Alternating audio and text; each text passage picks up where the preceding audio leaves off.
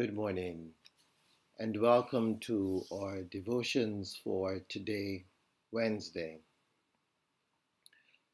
As we come together again once more, we want to give thanks to the Almighty for giving us this opportunity to be together in a time of devotion, a time of reflection. And we ask God's favor as we journey together along this road. Let us now find our quiet place, our place of reflection, meditation, and let us enter that space mindful of God's presence as we come into our hearts with a spirit of gratitude and love. And we simply breathe into this moment. We simply allow for that sense of inner peace. We allow for the presence, watching our breath, being conscious of the fact that we're breathing, being present to this moment, present to every aspect of this now. And simply allowing ourselves to be still.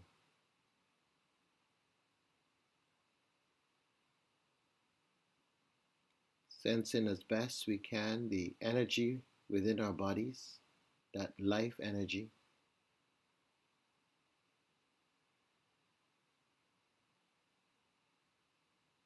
Which is the core of who we are.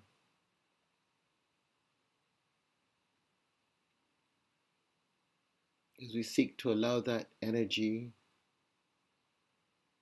to be available to us throughout this day, for us to be aware of it, for us to feel that sense of life within.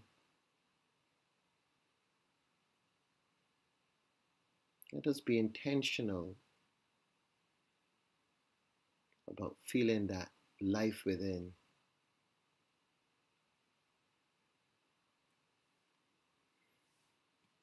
So that we can truly experience the presence of the divine in all that we say and do this day.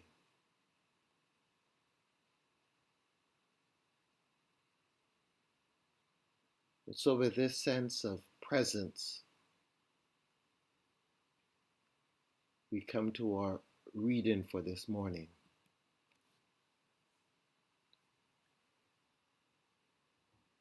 Then Herod sent them to Bethlehem, saying, "Go and search diligently for the child, and when you have found him, bring me word, so that I may also go and pay him homage."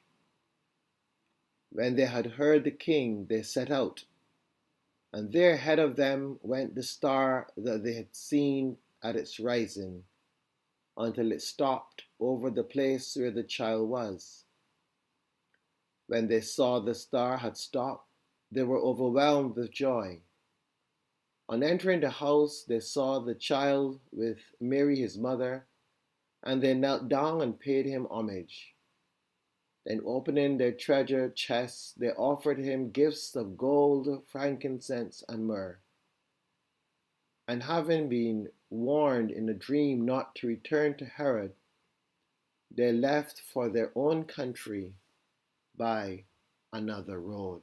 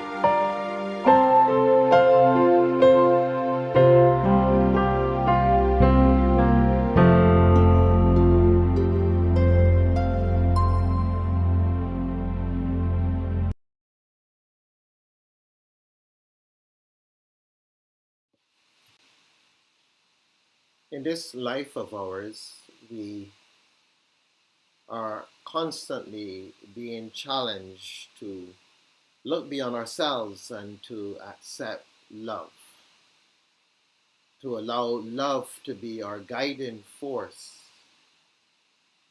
to allow love to take precedence over our focus on our small self.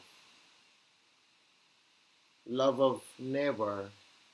Love of neighbor invites us to utilize the God given attribute that is ours, which is love. The little story this morning about the Magi who were following the star looking for the great event of the birth of a holy child. They find themselves following the star, but then they take it upon themselves to stop at the palace to see if it was there. They told it wasn't there and to go, and if they found anything, please for sure return, that the palace could also do homage to this holy child. And they continue on, and as was directed by the all that is, the star comes to a stop over the place. They go in, they are able to present their offerings, their gifts, and then they're told not to go back to the palace, but to go home by another way. Love versus ego. The visit to the palace was a visit into the heart of ego. Ego fears other, and ego will destroy other at all costs. Ego seeks to be able to rise to the top and doesn't want anyone else to be there but itself. We see this being emphasized throughout our world. It seems in many ways as if our world has really come to a place where all that matters is the destruction of the other and the promotion of the self. And maybe it has always been there, and I guess in a sense it has always been there, but somehow it seems to be very prevalent in our midst.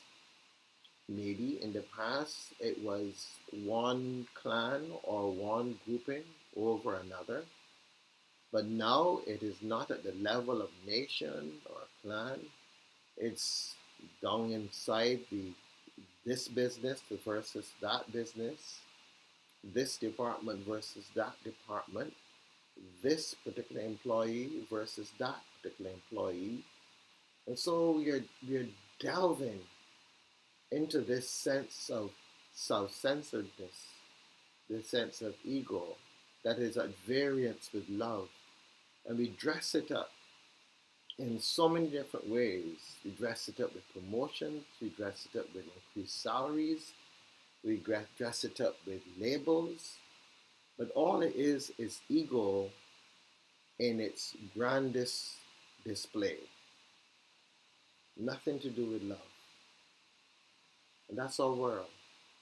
That's the world in which we find ourselves. And we are perfecting. The faith traditions call for love. But even the faith traditions are caught in this same drive for ego. The spiritual journey requires us to recognize ego and to be open to love. The men in their dream were open to love, and love led them safely back.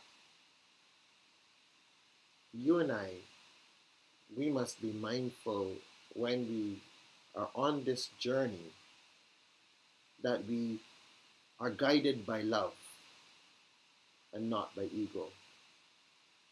But this is not an easy thing, because as much as we want to be guided by love, when we have that guidance, we are not often able to act from a place of love.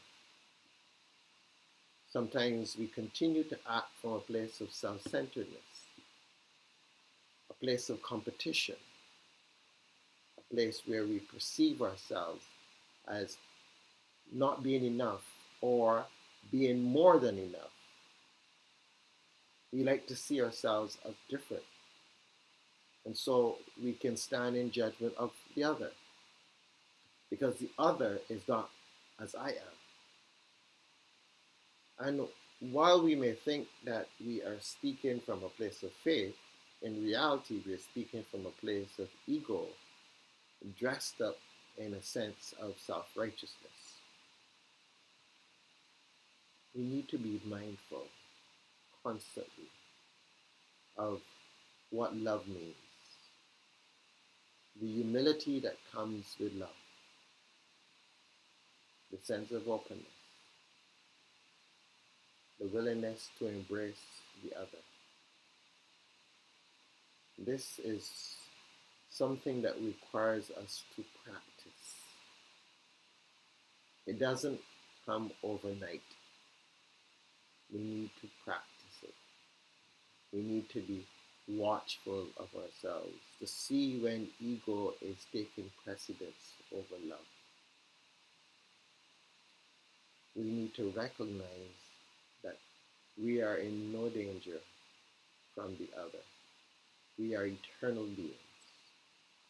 We are in no danger from the other. We do not have to be protecting ourselves at every corner. We need to trust. That's the biggest challenge we have on this journey. Trust. And keep ego at bay. The men on their journey, their egos said to them, well, if this is an important event, it should be happening in the palace. Now, mind you, they were following the star all the way along, and the star was continually guiding them. But they thought, quite rationally, that maybe the place is the palace. So in a sense, they go off route. But it wasn't in the palace. And the writer of the gospel is deliberate in saying that the star stopped right over where the child was. In other words, the writer seems to be reinforcing the fact that we need to trust that we will be guided directly to where we need to be. And we don't have to surrender to our egos.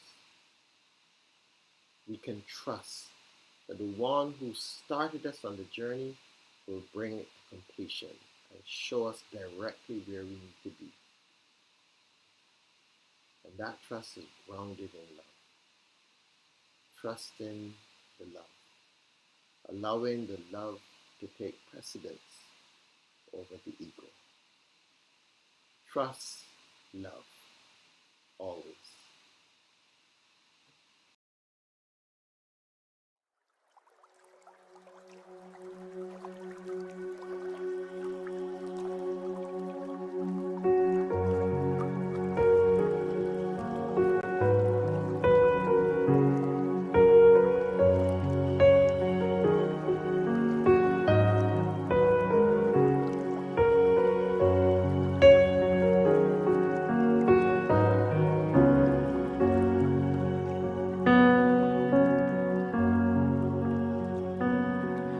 A new commandment I give unto you, that you love one another as I have loved you, that you love one another as I have loved you.